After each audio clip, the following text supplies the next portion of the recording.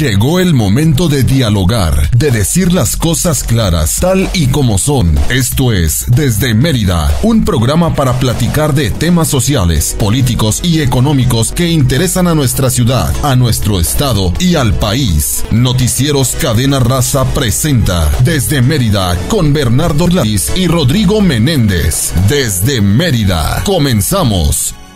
Muy buenos días, estamos transmitiendo desde Mérida para todos los radioescuchas de W Radio en el 90.9 de FM, la estación hablada de Cadena Raza. El día de hoy se encuentra con nosotros el ingeniero Arturo Escorza Sánchez, que es el superintendente de la zona Mérida de la Comisión Federal de Electricidad. Saludo a mi amigo y colega Rodrigo Menéndez. Rodrigo, buenos días. Muy buenos días, Bernardo, muy buenos días, Arturo.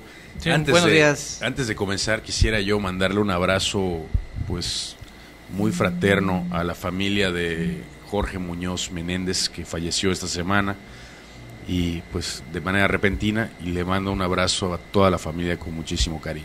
Si me permites, me sumo igual, ¿no? Un abrazo para todos ustedes. Arturo, igual. Muy buenos días. Muy buenos días. Bueno, Rodrigo, ¿qué hay en la Comisión Federal de Electricidad, aparte de energía? Pura energía. O sea, ganas, ¿no? Ganas.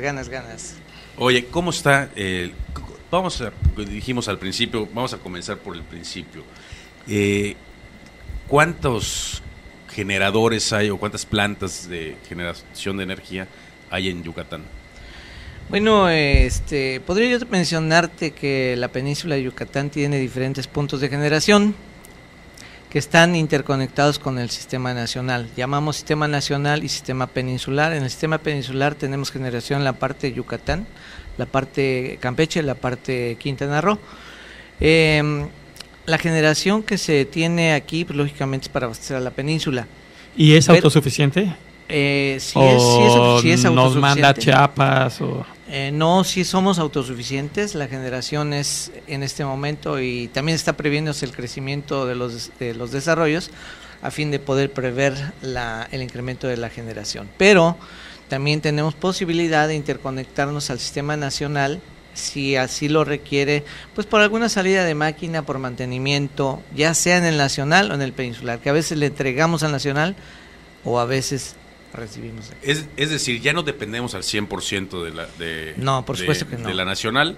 No. Podemos generar lo nuestro, pero si llegáramos a tener un problema, nos podemos interconectar sin problemas. Así es, tenemos esa facilidad. Porque antes recuerdo que cuando Escárcega se caía todo el resto de... Sí, de las instalaciones han ido evolucionando, la modernización se ha dado y hoy tenemos esa posibilidad. ¿Dónde hay plantas? ¿Escárcega sigue funcionando, la de Escárcega? No, ahí en Escárcega tenemos una subestación de potencia, es bastante grande, importante para el punto de conexión del nacional. Entonces no es generadora. No es generadora. Tenemos generación en el estado de Yucatán, tenemos aquí dos puntos importantes, que es Mérida, en Mérida 2, Mérida 3, que es una particular. La Mérida 2 es la que está por el aeropuerto, ¿no? Ahí a la salida de Humán. Salida para Humán, muy cercana a esta tenemos la Mérida 3. Las dos son las dos. Pero una es de gas y otra es de diésel. Sí, todas las generaciones de aquí de la península son térmicas, es decir, utilizamos combustibles fósiles. Ya. Todas son de diésel, digamos. No manejamos diésel, manejamos combustóleo y gas natural. Se utilizan los diferentes combustibles. Por el lado de Quintana Roo tenemos también generación, dos generadoras pequeñas en Cancún propiamente, tenemos generación en Cozumel y tenemos generación también pequeña en Chetumal. Y el lado de Campeche también tenemos en Lerma un punto de generación. Y sin dejar de pensar en uno muy importante en Valladolid, que es la central Felipe Carrillo Puerto, que son de las principales de la península. ¿La de Valladolid es de diésel, combustóleo o gas? Una mezcla, es un ciclo combinado. Es un ciclo combinado, tenemos ahí una central que es de comisión y tenemos también la particular. Pero en este ciclo combinado está el gas natural. Sí. Porque eso es muy bueno, ¿no? Tengo entendido que el país de alguna manera tiene un excedente de producción de gas natural. Qué bueno que se esté utilizando para eso. Sí. ¿O lo estamos importando? No, Comisión Federal pues tiene la facilidad de utilizar diferentes plantas, inclusive las nuevas tecnologías están enfocadas a la generación, como platicamos hace un momento, yéndonos a la eólica y yéndonos a la solar. Ese es el futuro precisamente. ¿Son energías alternativas o cómo funcionaría esto? Por ejemplo, el caso de las eólicas. Bueno, En el caso de la eólica, ya en México ya es un hecho, ya tenemos varios años trabajando con ellas, principalmente en Oaxaca. En la zona La Ventosa. En La Ventosa. Pero alguien me comentó que varios generadores se quemaron porque el viento fue superior a lo que tenían la capacidad. Tengo entendido que era tecnología española. Sí, hay diferentes tecnologías que se están manejando por ahí. No es tanto por el viento, no posiblemente algún detalle X que pudo haber sucedido, pero no fue por exceso de viento, sino que es lo que buscamos, que haya mucho viento. Exacto. Para aprovecharlo. Y el diseño tiene que estar precisamente medido para esa generación. Es un parque eólico bastante grande y hay proyectos todavía de echar a andar más generadores para poder incrementar esta fuente. Entonces, resumiendo, la generación de electricidad en la península es principalmente por la Mérida 2, la Mérida 3 y Valladolid. Sí, son los puntos importantes fuertes, sí, de acá de la península. Tengo entendido que la Nachicocom tiene una pequeña planta de emergencia. Sí, la Nachicocom en el pasado fue una central pues muy importante para generar y abastecer aquí a la ciudad de Mérida y parte de lo que es los Yucatán. Sin embargo, hoy ya cerró como producción general y tenemos solamente una pequeña reserva. En el caso de la generación, pues creo que está suficientemente, digamos, no debemos tener ni un problema ya. Todavía quiero recordar cuando habían bajones de corriente, cuando habían caídas, todo, y eso ya no sucede, o ya parece ya no sucede, ¿no? ¿O no sucede tanto? No, lo que pasa es lo siguiente, ¿no? Como dije hace un momento, la tecnología ha ido mejorando. Comisión Federal ha tenido una... ¿Eso quiere decir que la energía ya está permanente de alguna manera? ¿Estable? O estable, o ya no es intermitente, o antes era intermitente. ¿Cuál sería la diferencia? Posiblemente en el pasado teníamos variaciones de voltaje, okay, y la idea es obviamente eliminarlos. Hemos hecho muchas mejoras, desde hace varios años han hecho mejoras para poder hacer que nuestro perfil de voltaje sea lo más parejo y evitemos ya en el consumo de casas, comercios e industria sea lo más permanente para que nuestros consumidores tengan un voltaje muy adecuado. El FIDE, veo que hay hasta promociones de la CFE donde te dicen cambia tu nevera o a las casas particulares que son aprobadas por el FIDE. ¿Qué es el FIDE? Bueno, el FIDE es el Fideicomiso de Ahorro de Energía, que pues es una parte de la Comisión Federal de Electricidad. Pertenece a la comisión, no sí, es independiente. Parte. No es una parte, no es el primo pero es el familiar, es parte de la comisión. El FIDE tiene diferentes programas, al paso de los años se han ido pues planteando varios programas, como fue, ustedes deben recordar el tema de los focos. La idea es sacar el foco incandescente a toda costa, porque el foco incandescente es el que consume mucho con baja eficiencia. De 100 watts Así es, un equivalente de un foco de 100 watts, obviamente, lo podría yo sustituir con un foco de 13 watts. El efecto lumínico es el mismo, pero mi consumo va de 100 a 13, que es un diferencial muy importante de ahorro. El FIDE tuvo ese programa. También se manejó a través del FIDE y el ACE, que es otra parte de comisión, donde hemos manejado la sustitución de equipos electrodomésticos. Un programa de ellos se cambia tu viejo por uno nuevo, que fue el refrigerador, por ejemplo, el aire acondicionado. Y la idea es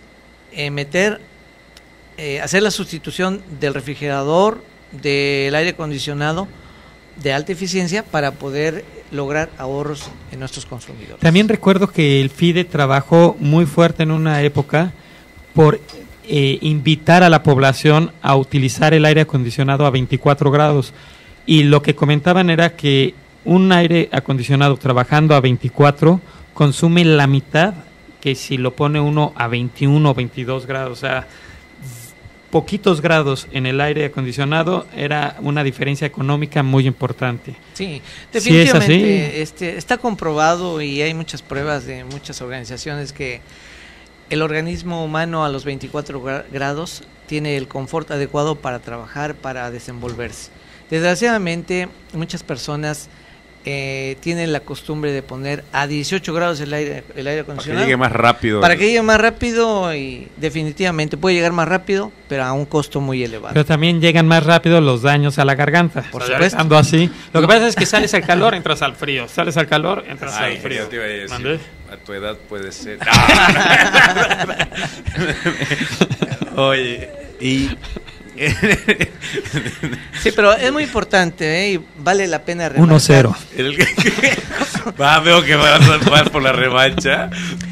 Es importante remarcar, y es un punto relevante el que haces notar, a 24 grados hay que trabajar el aire acondicionado, ¿sí? Muchas de las quejas que se presentan a comisión es precisamente por eso. Se hacen comparativos de una casa y otra que tienen un aire acondicionado, pero una casa la trabajan a 24 grados y otra la trabajan a 18 grados. Ese diferencial de temperatura cuesta, y cuesta mucho. Por esa razón recomendamos el aire acondicionado se trabaje a la temperatura de 24. Finalmente se va a llegar a la temperatura adecuada y nuestro compresor tiene que salir. Tiene un dispositivo interno que mide la temperatura y hace que se mantenga.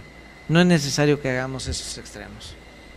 En el caso de, ya hablando de otra cosa, de lo de los diablitos, que estaba yo diciendo hace un rato, eso es un delito federal, entiendo. Por supuesto. ¿Por qué se pusieron tantos? O digamos, vamos a empezar por el principio. ¿Ha bajado el consumo, el costo del consumo de energía? ¿O era más alto antes? Porque yo antes oía que había un montón de gente que tenía y demás, y lo de los diablitos, y la comisión sacó una promoción, algo así como es un delito, no lo hagas, etcétera. Y ahorita ya la ha bajado, como que ya casi no hay, o creo que ya casi ya no hay. Bueno, sí existen. Desgraciadamente se está dando la localización de servicios con diablitos hechos de múltiple Pero ha bajado. Forma, relativamente, porque nos hemos encontrado actualmente servicios que tienen pues puentes en la parte interna de las bases de medidor, derivaciones en sus líneas, alteración del medidor, y bueno, 1000 cosas que se pueden hacer para poder Pero eso lograr con el cambio de medidores no se solucionó. Se reduce la probabilidad muy alta, definitivamente, porque el electromecánico se abre el medidor, se puede manipular los mecanismos. Ajá. El electrónico pues ya no es tan fácil modificar un circuito electrónico. Tengo entendido por lo que anunciaron en esa semana que se van a cambiar como 30,000 medidores, 3,000 y fracción inteligentes y 23,000 o una cifra así de otro tipo de medidor. ¿Cuál es la diferencia entre estos dos? Bueno, o sea, primero, ¿son electrónicos ambos o...? Sí. Para empezar, entre esos tres, entre el mecánico o... Son 3 tipos principalmente, ¿no? Es el electromecánico, que es el que tradicionalmente usábamos. Pero ese ya no se usa, o sea, ya no se instala, digamos. No, ya no. La tendencia ya no utilizar el medidor electromecánico. Van sacando todos esos. Y es el que tiene los relojitos, que todo el mundo conoce como los relojitos. Ese tiene la tendencia de salir de operación. Y los electrónicos son los que estamos metiendo ahorita a la instalación. Hicimos en años pasados, desde el 2009 para acá, instalamos ya 185,000 medidores electrónicos. El año pasado instalamos 75, de la primera cantidad, 75,000 el año pasado. Ahorita en el 2012 ya instalamos 12,000.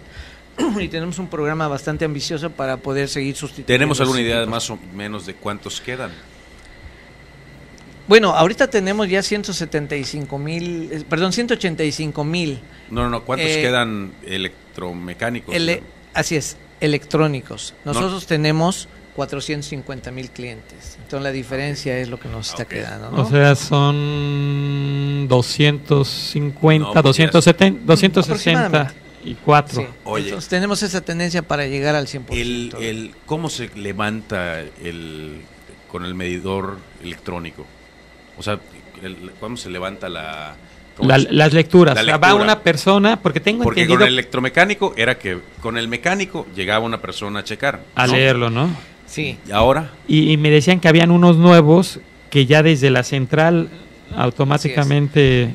Es el otro tipo de medidor que mencionaba, es el electromecánico, cuadradito, posteriormente redondo, ya que están fuera, ya son obsoletos propiamente, y el electrónico común y corriente que tenemos, y los inteligentes. Esos medidores inteligentes yo tengo capacidad de tomar lectura a control remoto.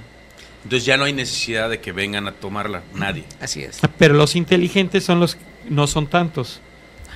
Seguimos hablando de los medidores, ¿verdad? Un número reducido, sí, es un número más reducido de este tipo de medidor que tenemos. Entonces en los demás sí tiene que pasar una persona a tomar la lectura. Así es, se puede tomar la lectura directamente por el display que tiene, o tenemos un dispositivo con la capacidad de vaciar la lectura directamente. A ver, una pregunta.